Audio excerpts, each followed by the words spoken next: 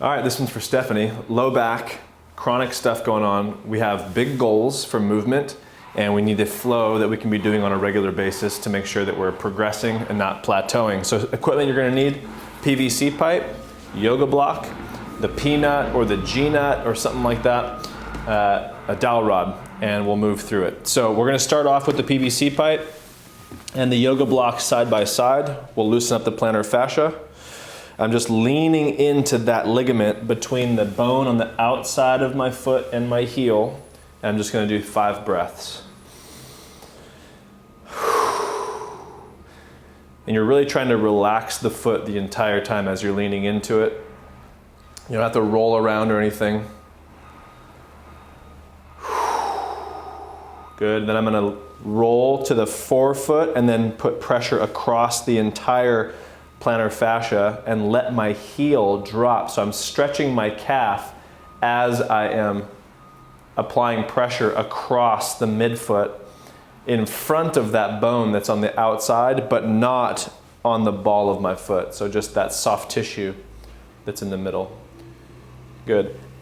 Once you progress, you can come off of the yoga block and put your full body weight onto it. But for now, we'll just demo and then switch sides.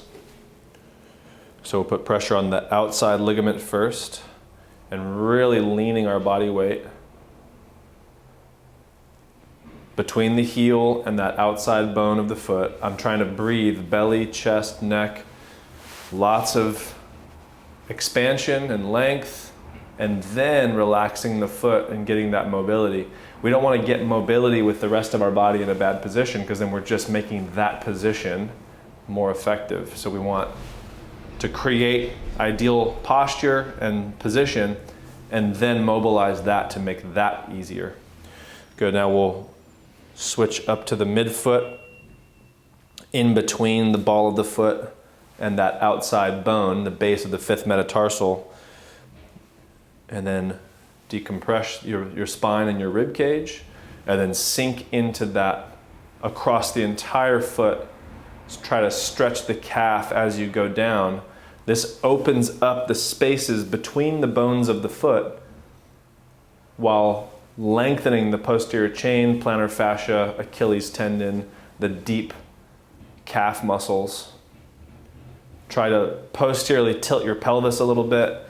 You could even reach your hands up and get more of a decompression breath in this position. And then we'll relax. Now we're gonna squeeze our yoga block either in this position or narrow, either one, and take our dowel rod on our back. Our butt is touching, our back is touching, and our head is touching. We'll breathe belly, chest, and neck and lengthen the entire spine. And I'm gonna hold those 3 positions. I'm gonna squeeze the yoga block. I'm not just squeezing my legs together as if they're scissoring. I'm actually internally rotating and internally rotating the femurs and spinning my femurs in. And it's that spin that I wanna catch at the yoga block. Outside of the feet have pressure. Inside ball of the foot also has pressure, and my heels have a lot of pressure.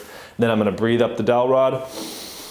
And now my knees do not move forward, and they're not bent. They're nice and straight, not locked out backwards, but straight. And then my hips go back, and that allows my body to go forward. This is a hip hinge or a good morning, similar to a straight leg deadlift position. I'm feeling a hamstring stretch every time. I'm squeezing that block every time. After about 5, I can switch my arms. If this bothers the shoulder, I can put my arms above, but I want to make sure the head, back, and tailbone or sacrum are all touching that dowel rod. Squeezing really hard on that block.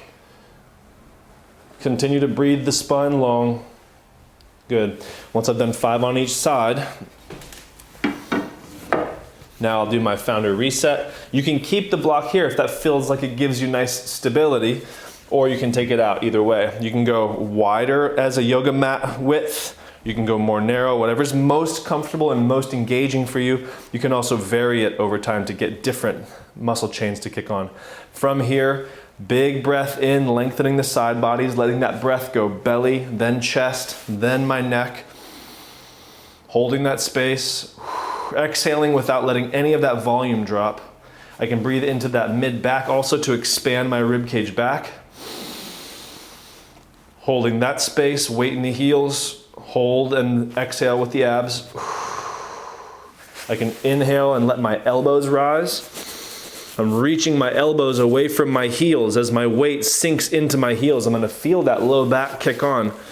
Tucking my chin, exhaling, but not letting any of this space go. Reach the hands up, tucking my chin, exhaling with the abs. I'm weighting my heels, outside and inside ball of the foot, still spinning those femurs inward just slightly. One more big breath, tucking the chin, exhaling with the abs. Then I'm gonna let my hands pull my hips back. My hands and my hips are pulling back like my hands are magnets, pulling my metal butt back. Weight is in my heel. And now I'm gonna inhale, tuck my chin, and as I feel my back expanding, I'm gonna let my hands rise up to chest level. I'm gonna feel that low back kick on. I'm gonna exhale and not let any of this space in my rib cage and chest get smaller. So I'm gonna feel my abs engage as I exhale. One more inhale, nice and long, creating lots of space, holding that, exhaling, letting my hips kick back. I'm finding my hamstrings. My knees aren't going forward, and now my hands can come down to the table. I can go to the yoga block, I can go to the floor. My hamstrings are really feeling the bulk of this. Tucking my chin, I'm gonna breathe across my back now. Spreading everything out in all directions, keeping my spine straight, and then it's tug of war. So my tailbone going back and my fingers going forward, but the tailbone wins. I'm kind of sliding back. I'm just trying to grip the table to keep myself from falling backwards. But I'm really trying to get as much hamstrings as possible. I'm gonna inhale my side body length again. Tucking the chin, keep all that space and exhale with the abs. I'm pressing in the outside ball of the foot, the inside ball of the foot, spinning my femurs in. One more breath. Exhale with the abs. And now I'm gonna let my hands come back underneath my center of gravity. Hands onto my thighs, inhale big. And then bring my hips forward. That's the founder reset. Next, we're gonna go onto the table with our peanut or our G-nut or whatever we're gonna end up calling this thing, but 2 lacrosse balls or 2 tennis balls that can go right in the middle of your spine. We're gonna go 3 different places here, kind of lower thoracics, mid thoracics, and upper thoracics. So if your rib cage is down here, I'm gonna take this and put it right about there, so about T10 or so. So you can lie it down and then find your place. And once you're there, you're gonna tuck your chin. You're gonna breathe in a way that moves your tailbone toward your feet slightly. So you're really lengthening the spine. And then you're gonna have one arm come up and down, and then the other one comes up and down. And your rib cage is gonna be mobilizing on that. We'll go 3 on each side. That's 3, and then both of my hands will go up and down, up, down, one more. Good, and now I'm gonna cross my arms, tuck my chin, big breath in. I'm gonna do a tiny little curl up where anything above that ball stays like a plank moving toward the sky. I'm not doing a crunch, I don't lift my chin. Everything is in a line. And I just go up and down 3 times, just increasing the pressure on that place. And now I'm gonna either slide my body down, or because I'm on a table, I'm gonna roll off, slide it up to where my mid-thoracics will be. I'll come down right at the bottom of where my shoulder blade is where I want this now. So now I really need to tuck my chin because this is going to be creating a lot more extension of my neck.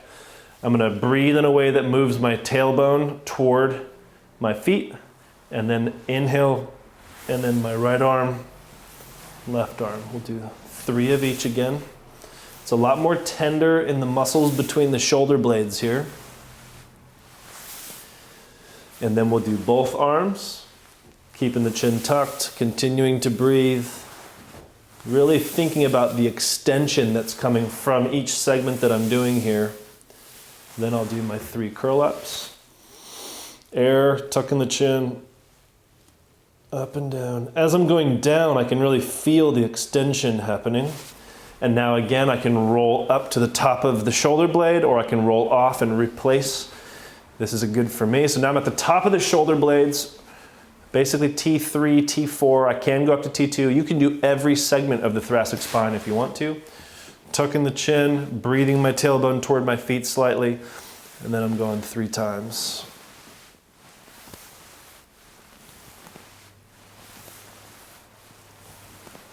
Good, then I'm going both arms, continuing to breathe. In through my nose, out wherever I want. Good, and then I'm going to do my curl-ups. Breath, tucking the chin. Making sure you're not holding your breath, otherwise you're not going to get as much benefit. Good, okay. So now, if you're suffering with back pain, always roll to the side to come off of any of your mobility implements. Eventually, once you're feeling more mobile, it won't be there won't be such a need for caution. Now we're going to go into cat-cow, and then we'll do some supine butterfly. So we'll just do 3 of each of these. I want you to inhale and exhale for each. This is also going to be an angry cat, so up, inhale, hold it and exhale, then inhale down. When you go down, this is a supported cow, so you're not just hyperextending, you're feeling your abs engage as you're inhaling, and you're stretching the abs and pulling your hands and knees toward each other just slightly. Feel the engagement of the abs, exhale with the abs. So it's a supported extension. Tucking the chin first, inhaling, spreading the back. You can move your knees and hands away from each other slightly. Hold that and exhale. Then the opposite. Feeling the abs engage. Inhale and exhale. Last one, inhale. Exhale, get a little more. Move the hands and knees away from each other. And then hands and knees toward each other. Inhale, ab engagement, exhale. Good. Then we're back onto our back again. This time we're going to do our pelvic clock rock. So in a butterfly position on your back, tuck your chin and breathe in a way that moves your tailbone toward your feet. So you're really lengthening the spine as much as possible. You may only be able to go this far with the legs, and that's totally fine. Drop them as far as you can. Hands on your hips. And now I want you to imagine that your hips are a bucket of water. And when you dump the bucket of water towards your feet, that's 12 o'clock. When you dump the bucket of water towards your head, that's 6 o'clock. And we're going to be dumping this bucket of water in a round like a clock. So we're starting at 12 and we'll go down to 6, and then we'll start to rotate. So from here, tuck the chin and then inhale, 12 o'clock, exhale, 6 o'clock, and really tuck under. Inhale, 12 o'clock, exhale, 6 o'clock, 12 o'clock, 6 o'clock. That's 3. Now I'm going to go over to 1 o'clock and down to 7 o'clock. So I'm dumping over to 1, and when I do, I'm going to feel that left hip engage, and now I'm going to tuck under and rock over to 7 o'clock. I'm really feeling that right glute kick on and feeling that right adductor stretch. So I'm going 1 o'clock and 7 o'clock. One more time. Good. Now I'm going to go 11 o'clock and 5 o'clock. So 11, I'm dumping toward 12 and kind of rolling over to 11. Then I'm coming back to neutral, tucking under towards 6 and rolling over to that 5. Squeezing that left glute, tucking the tailbone under toward my feet, back to neutral, 11 o'clock, 5 o'clock, 11 o'clock, 5 o'clock. Good. Now I'm going to go over to 2 and 8. So up to 12, 1, 2. Really trying to open the hip up that way, squeezing my left glute, neutral, down to 6, over to 7, 8. Really trying to squeeze my right glute now and elongate through. Good. 2 o'clock, 8 o'clock, 2 o'clock, 8 o'clock, good. Now I'm going out over toward 3. I'm gonna go to neutral first, and now I'm really squeezing that left glute and just trying to open that hip up, tilting all the way toward 3 o'clock and feeling that left adductor maximally open. Then I'm squeezing my right glute, going over to 9 o'clock, just opening that right hip as much as possible, breathing in a way that tucks my chin, belly, breath to stabilize. Then I'm over to 3, then I'm over to 9, over to 3, over to 9. Good. And now I've done 1 and 2, I have done 3, so I've already done both sides. So now I'm going to do a clockwise rotation, so go up to 12. 1, 2, 3, 4, 5, 6, 7, 8, 9, 10, 11, 12, and then counterclockwise. 11, 10, 9, 8, 7, 6, 5, 4, 3, 2, 1, good. And then 2 more each way, clockwise, rocking through, tucking under at 6, both glutes really firing, you're squeezing the knees toward the floor. 7, 8, 9, 10, 11, 12, extending at the lumbars, but having air in the abs. So you're feeling the abs engaging, and you can kind of pull your heels towards your butt and engage the hamstrings as well. Good, counterclockwise. This is controlled mobilization, and any of the areas that feel like you don't have control are the areas that have the range of motion that once you get it will give you the most value, the most improved sensation and control of your pelvis. Good. Now we'll slide up to where you can put your heels on the floor. You only want about 10 degrees, 15 degrees, maybe 20 degrees of flexion at the knee. Your toes come up. Touch them together and squeeze like you're sealing your legs together. So you're squeezing your big toes, squeezing your knees together. Start to drive your heels down into the floor. That turns your hamstrings and glutes on a bit. Then pull your heels toward your butt, and that's going to start to slide your whole body toward your feet. You don't want to actually slide the feet. It's pulling your body toward the feet. Then your hands will come up in front of you. Turn your elbows, the bones of your elbows toward each other. That externally rotates the shoulder. Press your fingertips together lightly and just start to let your hands float up. You can still see your hands. You're not going way overhead, but you just want to add a little bit of length to the side bodies and the lats. That helps engage some of the posterior chain. Now pull your heels toward your tailbone. Let your tailbone actually slide towards your heel a little bit, and then just curl the tailbone off the ground. Curl sacrum off the ground, but keep L3, L4, L5 really close to the floor. You can lift off an inch if you want, or just engaging in this way keeps your posterior chain really engaged. We're gonna go 3 breaths. Tuck the chin, pull the heels toward the butt, and relax. We'll do 2 more sets of that. Good, so from here, slight bend in the knees, toes touch, knees touch, hands up, turn the elbows in, reach up to your hands are still in your peripheral vision, and now pull your heels down toward the floor, pull toward your butt, start to move your tailbone toward your feet, and then lift your tailbone off the floor about 1 centimeter. Inhale and exhale 3 times, especially in your abs. Tuck the chin.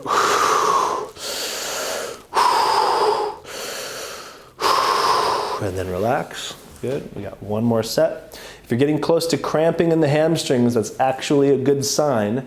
If you're just feeling low back issues, you're probably hyperextending, and you really got to get a little more tuck under until you're neutral. You're not trying to posteriorly tilt, but you're trying to tuck posteriorly to neutralize the pelvis if you end up in an anterior tilt typically. Toes together, knees together, hands up to peripheral vision, tuck the chin so your head is neutral. Breathe that belly, chest, spine breath. Good, heels down, heels toward the tailbone. Pull the tailbone toward the feet slightly, and then lift the tailbone off about 1 centimeter. Inhale and exhale. 1 more. And relax. Whew. We'll stand back up. We'll do 1 more of the founder resets. Again, you can squeeze that yoga block together if it's helpful for you. If before you did kind of a neutral, you could go really wide. If you did wide, you could go neutral. I'm gonna go wide. Rule of thumb here, outsides of the feet are parallel to each other. Weight is in the heel. Breathe really long in your side body, tucking the chin. Exhale, hold that space. Weight is in the heel, you're sitting back, pulling like a good morning, really pulling back. Holding that space, exhaling with the abs. Inhaling as you expand, the arms rise up to chest level. Holding that space, weight in the heels again, really engaging the hamstrings and the posterior chain. Seeking more fall back as your hands counterbalance, tucking the chin. Everything moves together, spine stays straight. Spinning the femurs inward, falling back with the butt. That allows the hands to go forward. If you go 2 inches back with the hips, you go 1 inch forward with the hands. Tucking the chin again, breathe big. Hold that space as you exhale with the abs. And then slowly start to walk your hands back onto your thighs. Big breath. Hips come up and forward. Good, and last one now. 50-50 weight distribution on the feet. We're gonna go to a lunge decompression. Turn that back leg in. Tilt your hips up and forward. Big breath in. Side bodies lengthen. Reach the hands up with the chin tucked. Weight is in the 50-50 front foot and back foot. And now you're gonna drop that back heel 10 times, trying to find a stretch in that front hip. You're breathing your shoulders up and away in both directions, keeping your chin tucked, getting a calf raise sensation, kind of a stretch, but really focusing on getting the hip to release into that hip extension pattern. And then we'll just drop into posterior tilt and a lunge to elongate that quad. Lots of side body stability here. So you're inhaling in a way that brings your abs out and stabilizes the lumbar spine. You want to feel this quad stretch every time. Just releasing the quad and hip flexor away from the back. One more time. Good. Then we'll switch sides. So my right leg is back, turning that toe in, posteriorly tilting the hips. So I feel that hip flexor already a little bit. Inhale, stability to the abs. Elongate the side body. My arms can rise up. I'm turning my elbow bones in, tucking my chin, and then rocking back 10 times, trying to find that hip flexor. I can squeeze the glute. I can drive my tailbone toward the floor, and I'm trying to connect my calf into my hip flexor. 10 of those. And then posteriorly tilt and drop 5 times. Big breaths, stabilize the abs.